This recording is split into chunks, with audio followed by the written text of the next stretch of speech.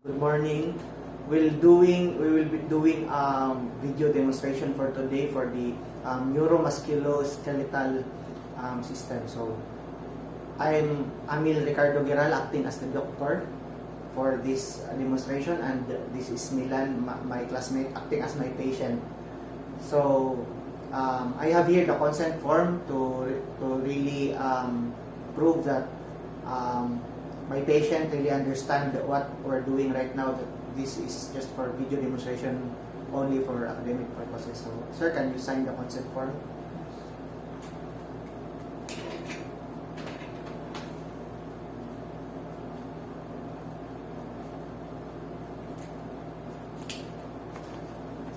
Thank you, sir. So, let's begin. The first thing is to I will show that how to check the cranial nerves from cranial nerve 1 to 12. So, the cranial nerve number 1 is the when you examine the cranial nerve number 1, the patient let the patient close the eyes, and I will let him identify the smell of something. So, it should be when you make this, be sure that you don't give the patient the smell of ammonia, because it's something dangerous. So, sir, can you close your eyes and identify what will I give to you the smell?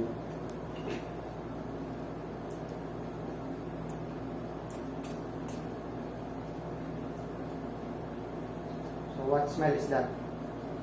Is perfume, alcohol. Yeah, it's an alcohol. So it's his cranial nerve number 1 is normal. So let's proceed to cranial nerve number 2. So cranial nerve number 2 is vision. So you should have a chart. The chart is in feet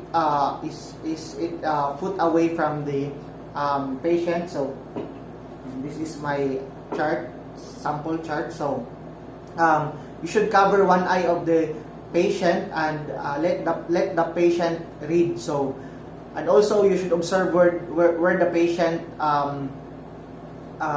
where it ends in the letter. So so this is actually doing this one, and you let the patient identify the letters until he can't read it anymore. So you record the result. So, for example, the letters are A, B, C, D, E. So when he ends at E, that is where you record. So when doing that, when you record that, the lower part is 20. For example, is 20/20. So the lower part, the numerator signifies the distance of the chart towards the patient. For the denominator also, it is the distance which the eye could see. So that is for cranial nerve number 2. And for the cranial nerve 2 to 3, it's the pupillary light reaction. So with using again my flashlight, using my phone as a flashlight, so I will check the patient pupillary light reaction.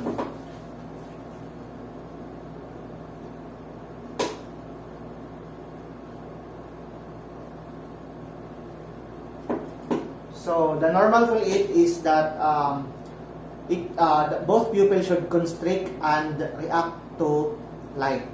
So let's proceed to cranial nerve 3, 4, and 6. So cranial nerve 3, 4, and 6 is the 6 cardinal movement. So you need to make an H for your and let the patient observe the movement of your hands.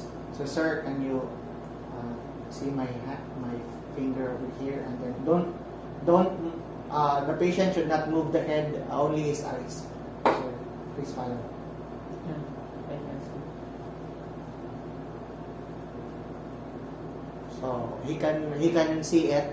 So you can make this test if to observe if there are any nystagmus, diplopia, and then For cranial nerve number 5, it's the motor and sensory reflex. So check the temporal and the masseter. So check the temporal and masseter, and clench. Let the patient clench with his teeth like this one, sir. Yeah. So I can see that. So for sensory, let the cotton ball touching the eye. So let's see if his eyes will react with the cottons. The other side. So yes, his cranial nerve number 5 is normal.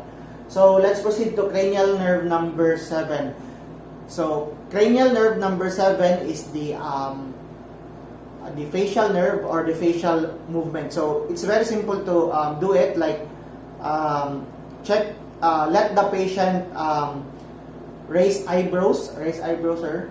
Your eye, and frown, and smile, and like make your cheeks out. This one. So I can see that our patient is normal.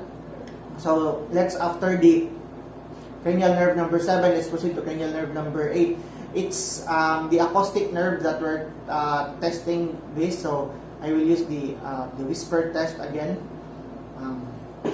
Sir, just tell me what I whispered. So let the patient close the eyes. Close eyes, sir. 3, 4, 5. By the way, cover his one out, another ear. So cover your ABC. ABC. The other one. 11. 11. So he got it. And for cranial nerve, we're done with the cranial nerve number 8, the opposite nerve. We proceed to the cranial nerve number 9 and 10. So test for the gag reflex by using the tongue depressor, posterior third, in the posterior third of the tongue. So let the patient open his mouth, and then you test for the gag reflex by putting this one into the patient. Let's see if there are any reactions. So put this one in the posterior third of the tongue. So after the cranial nerve 9 and 10, let's proceed to the cranial nerve number 11. Cranial nerve number 11 is the test for the trapezius strength. So put resistance into his shoulder, shrug it. So, sir, can you make up with your shoulder, like up, yeah. So he can make it up with my resistance. So that's a good sign. And then for cranial nerve number 12, test for the tongue movement. So just make the patient open his mouth and check for the tongue. Do it like that. So the tongue is intact. So cranial nerve number 7 is actually the hypoglossal nerve. So let's proceed to the motor system. So motor system, we will grade it from 0 to 5. So it's actually 6, 0, 1, 2, 3, 4, 5. And when you grade it, the 5 is the very active movement, and the 0 is no movement. So and so on, 1, 2, 3, and 1 is a little movement. And at first, in the motor system, test for the muscle strength of upper and lower extremity. So when you check this one, put resistance to it. Put resistance to it. So yeah, he's able to resist it. And then how about the lower extremity? Up the lower extremity. No, this one. And then I will put resistance. Sir. So yeah, he can handle it. So after putting resistance to upper and lower extremities, proceed to test for the grip grip strength. So, grip strength, sir, I will do this and then you grip it. No. You grip that like that one. My. Yeah. This one. So yeah, it's good. So and then the test for the opposition of the thumb. So sir, can you do this like that? So position of the thumb, I will use my index finger to oppose his thumb. How about the other side? So it's good. And test for the ankle and dorsiflexion and the plantar test for the ankle dorsiflexion and the plantar flexion. So sir, can you put your, so in testing that, I will put resistance to this one. Can you make it up? Okay. Oh, it's okay. And then this one, make down. So that's good, the dorsiflexion and the plantar flexion. And then let's proceed to the cerebellar system. Cerebellar system is the first thing I do is by putting my finger this one and instruct my patient to make a line with my finger. So sir, can you make it a line using your hand to your nose? Touch this one, touch your nose, straight line. Touch your nose. So that's how you do it. And from shin to big toe, you should glide. Instruct the patient to glide, closing his eyes. So sir, can you glide? Close the eyes, close eyes. So can you glide shin to toe? Again, sir. How about the other leg?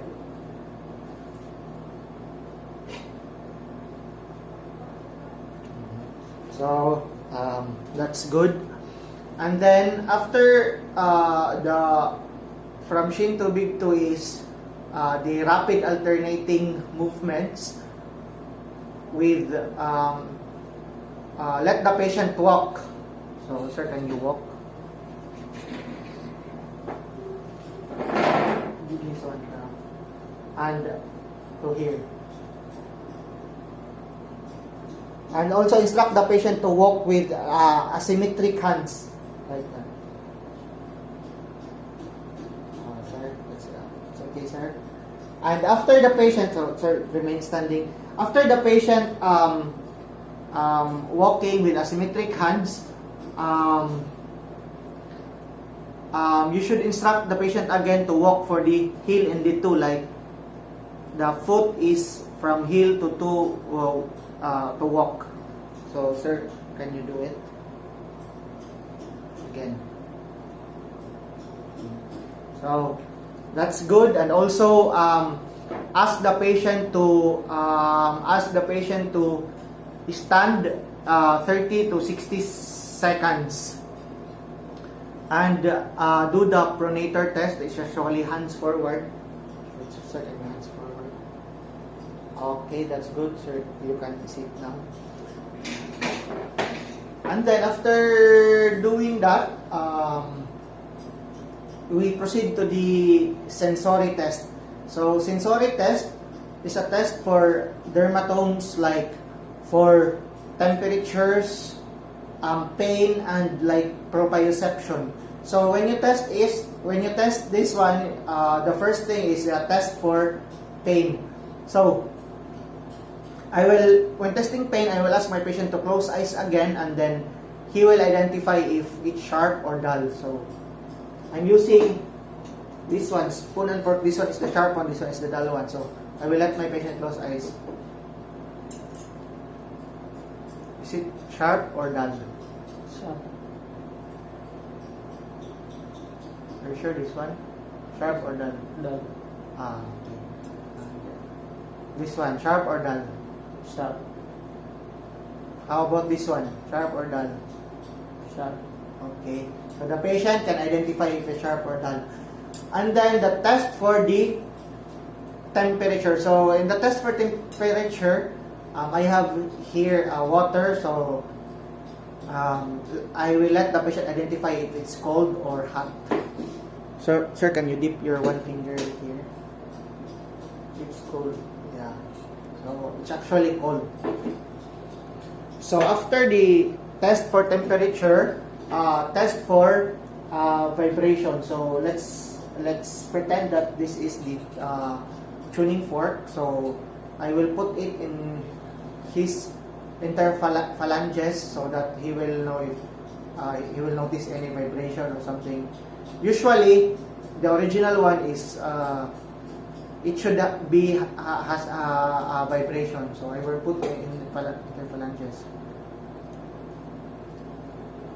So sir, is there any vibration? Yes. So it should be yes, because this one is not actually for. And after the test for vibration, let's proceed to the test for the light touch. Light touch is like using a cotton.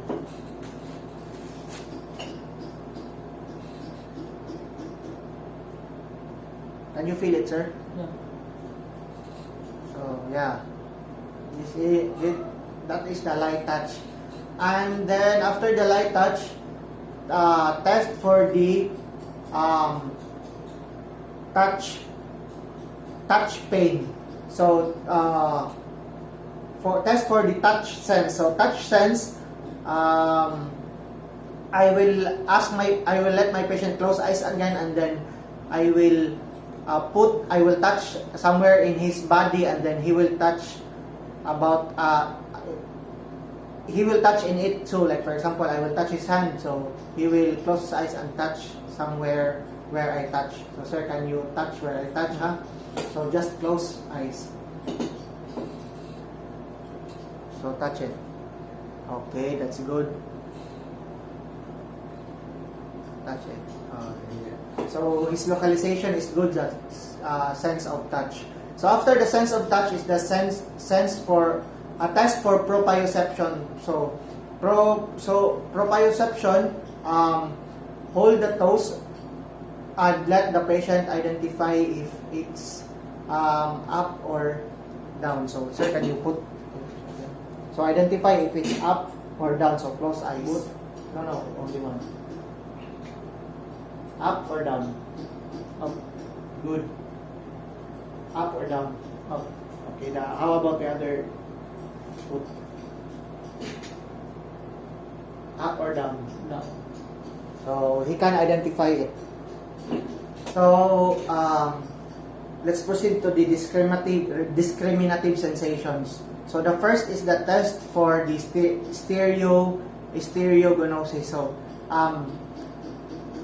you let the patient identify the object. Close eyes again. So sir, can you close eyes again? Identify what I giving to you. And what's this? Screen. Yeah. What's this? Mobile. How about this one? Cotton. So yes, he can identify it clearly. And then after the identifying the object for stereo diagnosis, let's proceed to graphis-phasia. So graphis-phasia is identify what was written in the patient palm. So sir, I will write anything in your palm and identify what's it.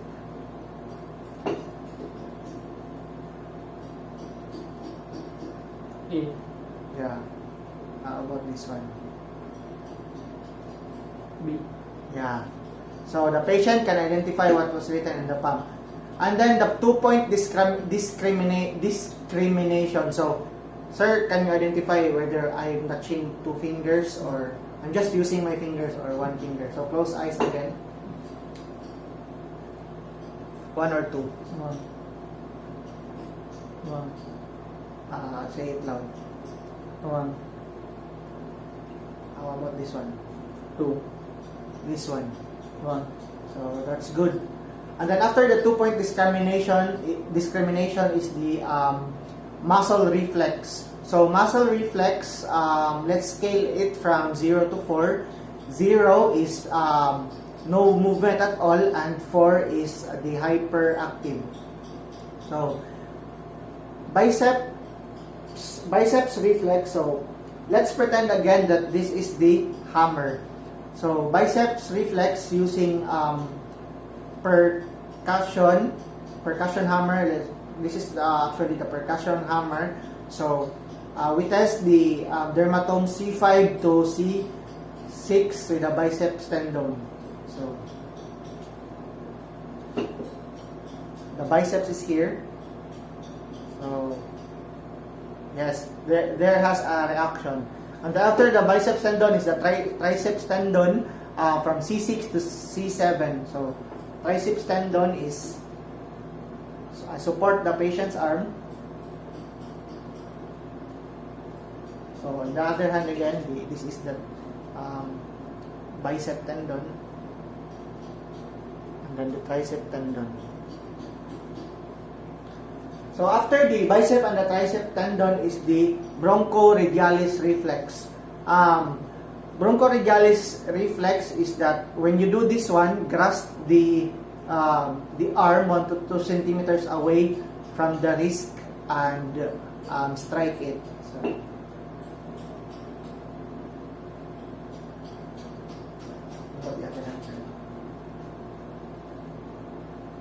So that's the brachioradialis reflex, and the ankle reflex. So ankle reflex is I will strike his ankle, and then the positive here is the presence of the dorsiflexion in the Achilles tendon. Yeah, the reaction is here. So after the ankle reflex is the abdominal reflex. So sir, can you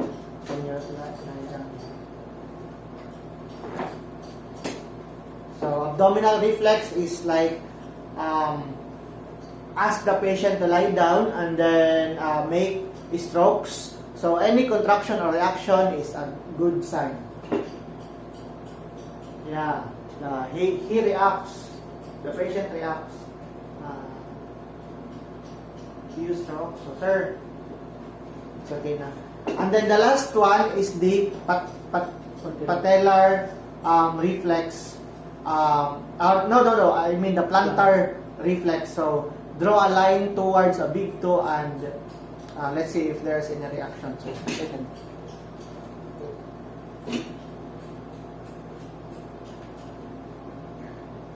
Yeah, there's a reaction. How about the other?